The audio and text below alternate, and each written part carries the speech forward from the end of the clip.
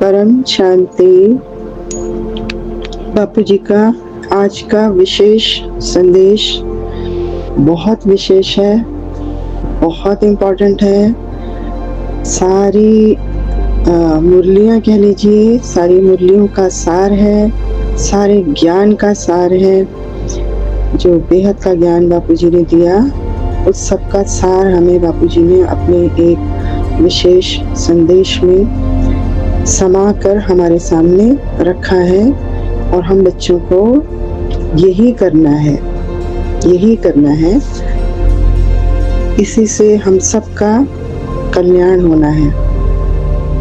तो बापू जी ने कहा, बच्चे, आप बच्चों की सारी पढ़ाई का सार है बाप समान बनना, अर्थात अपने ओरिजिनल स्वरूप में स्थित हो जाना। हमारा ओरिजिनल स्वरूप क्या है? बाप समान अवस्था। बाप के बच्चे हैं, बेहद के बाप के बच्चे हैं, तो कैसे होंगे? बाप समान होंगे। तो वही हमारा ओरिजिनल स्वरूप है और उसी ओरिजिनल स्वरूप में हमें स्थित होना है। आगे बोला बापू जी ने कि आपका पहला सब्जेक्ट है ज्ञान। और ज्ञान का अर्थ क्या बताया बापू जी ने यहाँ पर? ज्ञान का अर्थ बताया बापू जी ने कि अपने ओरिजिनल स्वरूप की पहचान ही ज्ञान है। जब तक हमने अपने ओरिजिनल स्वरूप को नहीं जाना, तब तक ज्ञान अधूरा है। दूसरा सब्जेक्ट है योग, अर्थात बाप की याद से बाप के समान गुण, बाप के समान शक्तियां लेकर अपने ओरिजिनल स्वरूप में स्थित होना। ये हमारा दूसरा सब्जेक्ट है योग। यानी योग का अर्थ यानी बाप समान गुण और शक्तियां हम आत्माओं में आ जाएं। तो पहला हमारा सब्जेक्ट हो गया ओरिजिनल स्वरूप, यानी बाप समान स्वरूप हमारा। दूसरा सब्जेक्ट हमारा हो गया योग, अर्थात बाप समान गुण और शक्तियां धारण करके ओरिजिनल स्वरूप में स्थित रहना। तीसरा सब्जेक्ट बताया है धारणा। धारणा अर्थात स्थूल और सूक्ष्म धारणाएं क्या होनी चाहिए? जो हमारी स्थूल धारणाएं हैं, यानी जैसे बाप की धारणाएं हैं, जैसे बाप चाहते हैं, बाप जिस चीज के लिए इस धरा पर अवतरित हुए हैं, हम बच्चों सहित हम बच्चों को लेकर आए इस स्थूल दुनिया में अवतरित हुए। किस लिए? पूरे विश्व के कल्याण के लिए। तो हमारी स्थूल धारणा पूरे विश्व का कल्याण हो। और हमारी सूक्ष्म धारणा भी वही है कि व्यक्त में अव्यक्त होकर, यानी 5 तत्वों से परम तत्व में, परम लाइट में कन्वर्ट होकर बाप समान बाप के कार्य को संपन्न करें। तो हमारी तीसरी धारणा, तीसरा सब्जेक्ट है धारणा। वो भी हमें क्या बनाती है? वो भी हमें बाप समान ही बनाती है। चौथा सब्जेक्ट है सेवा, अर्थात सर्व आत्माओं के प्रति शुभ भावना, शुभ कामना। ये देखिए, ये भी हमारा चौथा सब्जेक्ट भी बाप समान ही है। बाप भी रहम का सागर है, प्यार का सागर है। सभी आत्माओं के प्रति बाप की शुभ कामना है, शुभ भावना है। तो हम आत्माओं का भी वही भाव होना चाहिए।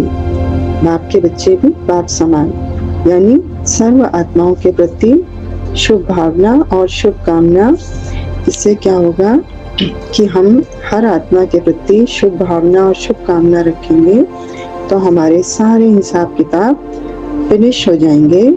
और हमारे सारे हिसाब किताब फिनिश होते ही हम न्यारे और प्यारे बन जाएंगे। यानी हमारे सारे हिसाब किताब फिनिश होंगे तो हमको न्यारा और प्यारा बना देती है ऐसी अवस्था।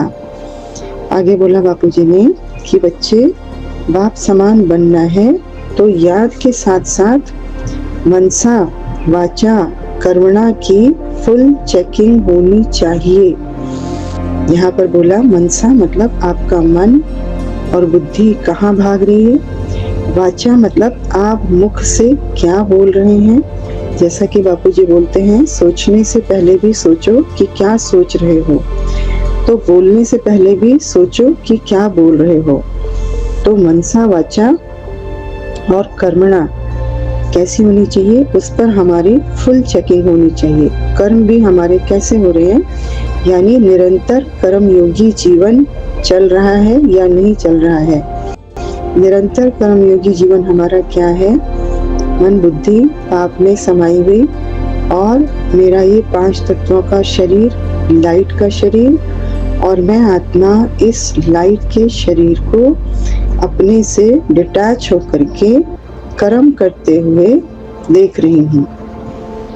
ये मेरी कर्मणा की फुल चेकिंग होनी चाहिए। इस तरीके से बापूजी ने हमको समझाने दी है। चेक करो, चेंज करो, चेक करो, चेंज करो, यानी निरंतर अपनी सीट पर सेट रहो। आपकी मनसा स्वयं के लिए और सर्व के लिए शुभ भावना और शुभ कामना से भरपूर है, चेक करना है। दूसरा है वाचा, जो कि आपकी वाचा मधुरता और प्रेम से भरपूर होनी चाहिए, यानी कम बोलो, धीरे बोलो, मीठा बोलो, जैसा कि हमको शुरू से पढ़ाया जा रहा है। आगे बोला बापूजी ने, कर्मणा अर्थात आपको हर कर्म शांति और खुशी के साथ हल्के रहकर करना है, और हमारी परम शांति, हमारी खुशी, हमारा हल्कापन लाइट के स्वरूप में, व्यक्त में रहते हुए अव्यक्त स्वरूप में निरंतर कर्मयोगी रहते हुए ही हमारी खुशी और हमारा हल्कापन है, जिसके कारण हमारे हर कर्म हमको भी और सभी को सुख देने वाले बन जाएंगे। आगे बोला बापूजी ने कि बच्चे, आपकी मनसा वाचा कर्मणा बिल्कुल एक्यूरेट होनी चाहिए। जो आपके संकल्प हैं वो बीज हैं। देखिए, हम बोलते हैं ना कि संकल्प जो है वो हमारा ऑरा है, संकल्प जो है वो हमारा, जिसको बोला जाता है ग्रेविटेशनल फोर्स है, यानी हमारा चारों तरफ का ऑरा बनाते हैं, वो हमारी ग्रेविटी है। तो संकल्प कैसे होने चाहिए, फिर संकल्पों का चयन हमको कैसे करना चाहिए। संकल्प ही हमारे बीज हैं, इसलिए हमारा फुल अटेंशन हमारे संकल्पों पर होना ही चाहिए कि कैसे संकल्प मेरा मन क्रिएट कर रहा है और फिर कैसे संकल्प मेरा मुख बोल रहा है। इस बात पर हमारा फुल 100% अटेंशन होना ही चाहिए। आगे बोला बापूजी ने कि अब आप बच्चों को अपने संकल्प व्यर्थ नहीं करने हैं, क्योंकि व्यर्थ संकल्प क्या करते हैं, व्यर्थ संकल्प घाटा डाल देते हैं, यानी हमें हमारी सीट से नीचे उतार देते हैं। परंतु अभी कौन सा समय है, अभी तो जो समय है वो कमाई का समय है। जितना ज्यादा हम कमा लेंगे, मतलब क्या कमाएंगे, यानी बाप समान गुण, बाप समान शक्तियां, बाप समान पावर, बाप समान हमारा स्वरूप, बाप का रूप, व्यक्त में रहते हुए अव्यक्त फरिश्ता स्वरूप, यही हमारी कमाई है और यही हमारा खजाना है, और इसी से हमारा कार्य संपन्न होना है। तो कमाई में घाटा डाल देता है क्या, व्यर्थ संकल्प हमारी कमाई में घाटा डाल देता है। इसलिए बोला बापूजी ने कि बच्चे जल्दी जल्दी चेक एंड चेंज करते जाओ, यानी अपनी एक एक संकल्प पर हमारी चेकिंग होगी तो चेंज हम करते चले जाएंगे। आगे बोला बापूजी ने कि अपने व्यवहार को बाप के साथ मिलाकर चेक करो। कितनी वंडरफुल बात बोली बापूजी ने कि हम अपना एक एक व्यवहार, एक एक संकल्प बाप के साथ मिलाकर चेक करेंगे। मतलब हम सोचेंगे कि मेरा ये संकल्प आ रहा है, तो क्या बापूजी ऐसा संकल्प करते हैं? नहीं करते। तुरंत छोड़ दो उस संकल्प को। और हम कोई ऐसा व्यवहार कर रहे हैं, हम तुरंत सोचेंगे क्या बापूजी ऐसा व्यवहार करते हैं? तुरंत छोड़ दो उस व्यवहार को तो इस तरीके से बाप के साथ मिलाकर अपने व्यवहार को, अपने कार्य को, अपने संकल्प को और अपने कर्म को चेक करते जाएंगे तो तुरंत चेंज करते जाएंगे, क्योंकि बाप हमारे व्यवहार से ही प्रत्यक्ष होगा। कुछ भी मुश्किल नहीं है, बहुत आसान तरीका बापूजी ने हमको बताया है कि चेक करो, चेंज करते जाओ। और आगे बोला बापूजी ने कि जो आत्मा जितनी हल्की होगी उतना ही उसका व्यवहार बाप समान बनता जाएगा। इसके लिए स्वस्थिति के आसन पर, यानी बाप समान बच्चे कैसे होंगे, बाप समान बच्चे कैसे होंगे, बाप का एक रूप। बच्चे कैसे होंगे, व्यक्त में रहते हुए अव्यक्त फरिश्ता स्वरूप। तो यही हमारी स्वस्थिति है, यही हमारी सीट है। हम हमेशा अपनी स्वस्थिति के आसन पर स्थित रहें। यही हमारा जो बापूजी ने हमें बोला है आत्मस्वरूप। शुरू से बापूजी हमको समझाते चले आ रहे हैं, बच्चे आत्मस्वरूप धारण करो, आत्मस्वरूप धारण करो। तो यही हमारा आत्मस्वरूप है। आगे बोला बापूजी ने कि बच्चे, आप बच्चों की विजय निश्चित है। इस नशे में रहकर पुरुषार्थ करो, फिर हर कर्म में सफलता आप बच्चों को ही मिलेगी।